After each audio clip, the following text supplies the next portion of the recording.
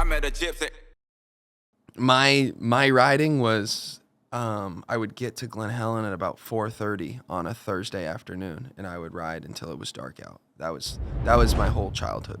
That was it. That's what we did. That is crazy, bro. Yeah. That's such a unique. Like I'm the biggest fan of Glen Helen. Like Same. I just think it's the fucking craziest. Like Yeah. I've ridden bikes all over the world. Right. And it's just one of the craziest places. It's so unique to ride. It's an incredible layout. Yeah. You know, and like the way that most tracks don't prep hills like that unless it's a race or a national, or you don't do the track every fucking day. Right. And those guys prep the big track every day. Every day. And it's like the dirt is unique.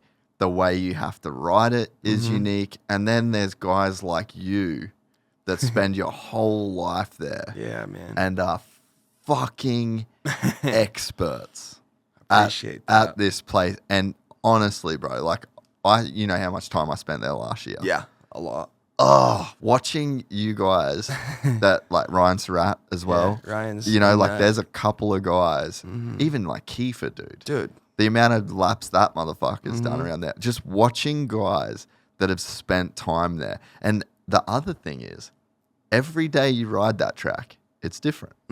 Absolutely. It feels like it's never the same, right? Ever. When you go to Paula, it's the same. Pretty well the same. Shit every time. As long as you get there at 9:30 in the morning or whatever, Yeah, you know. yeah. But Glen Helen is, Glen Helen has given me more opportunities in life than, you know. I mean, it's crazy when you sit and think about how you get to where you do and whatnot, you know. Yeah. Glen Helen is like, I've already told Lori, who runs, Lori's like a second mom She's to a me. legend. She's such a nice lady. Dude, I've had the gate code to that place since I was like 5 years old. You know what I mean? Like we would go, I still go on Mondays or Wednesdays, you know. I don't even have to ask. I just show up. That's you know, so sick. it really is, dude. Like not even to say that and like, oh, it's cool. Like But that's how much a part of you it is. it's, dude. Yeah. I mean, I told Lori, like, and my parents know, like, I have it written down. Like my ashes get dropped on the top of Mount St. Helens. That's Beautiful. that's where my body's going. You know, and that's where my dad wants to be too. So I just, dude, like you said, that track is so.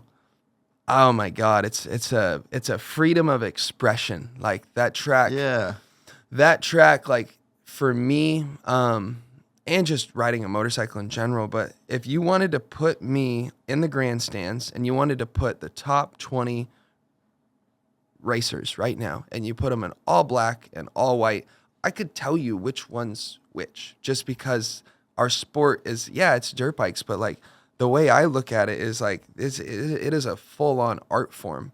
Everybody rides a motorcycle differently. Everybody has a certain way of doing it, and it looks so beautiful. Like that's just, dude, that shit could bring me to tears watching some people ride a motorcycle. Like I love this shit, you know. It's like I said, it's given me everything and it's taken everything from me, and I still like wake up every morning and think about how fast can I go around Glen Helen.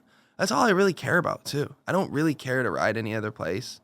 No place really does anything for me like Glen Helen does, you know? And like I've rode there for so long that like it's just who I am, dude, you know? And like I just like I owe my life to that place and the people and the staff there and just their family, you know? And yeah, man. So I just, dude, I could talk about Glen Helen all day. I really could. It's just, I remember like two-stroke national when I won in 22, I forget. But there was like the back canyon when you'd go over the two rollers and then you'd do that like step up thing. And then they ran us up against the wall. And I remember to pass for the lead, there was like, it went up next to those two rollers and there was a wall, like a rough wall. On the left. Yeah. And it was super rough if you just like got up to the hill and like it was just really G'd out. And I went from like wide and I hit a braking bump and jumped up onto the wall and then jumped off of it and passed for the lead. And it was like the sickest shit ever, dude. Like just. And Glen Helen's the only place you can do that. Glen Helen's the only place you can do that. If you want to go somewhere else, like you could jump into a fence at Fox, like I've seen many people do. Yeah. You know, I want to. I have the Dude, picture show me somewhere. the video. I think I have a picture of her, like it's archived or something in my phone here. But man, yeah, like the way that you're talking about Glen Helen too, like, yeah, you do ride like that.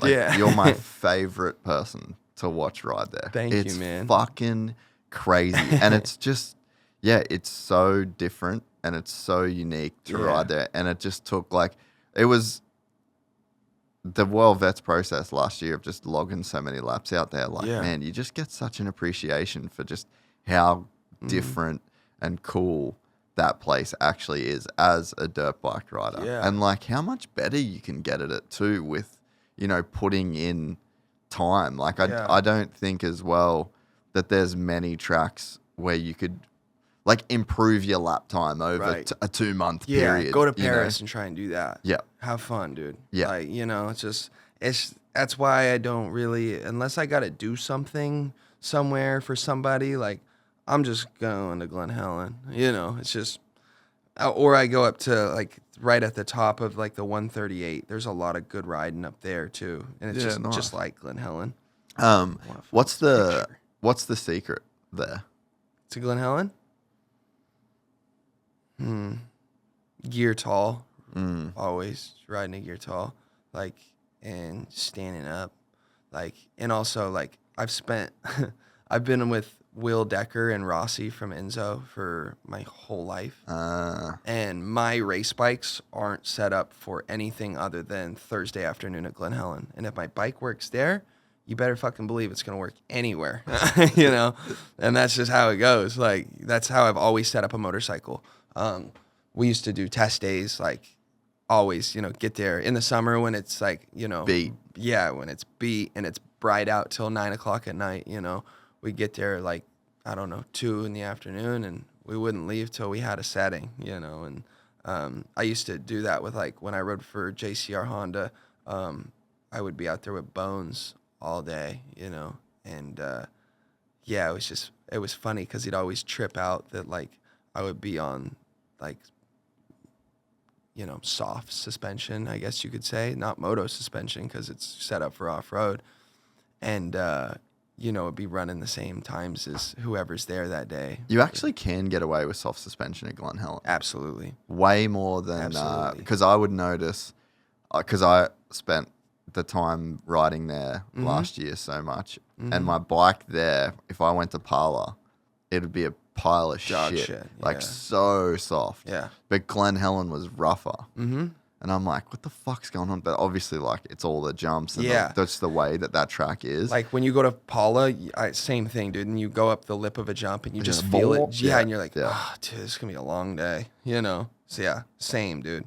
Who else or like who has inspired you with their riding at Glen Helen? Man, Blake Baggett. Really? Blake Baggett. I grew up watching Blake Baggett. I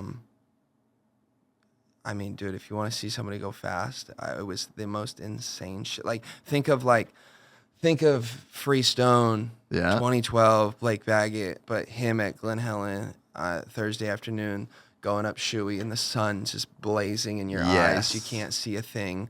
And I mean, dude, it was just the most gnarly shit. Like, even when I was hurt, I would make my dad go drive me out there to go watch, just so I could learn, you know.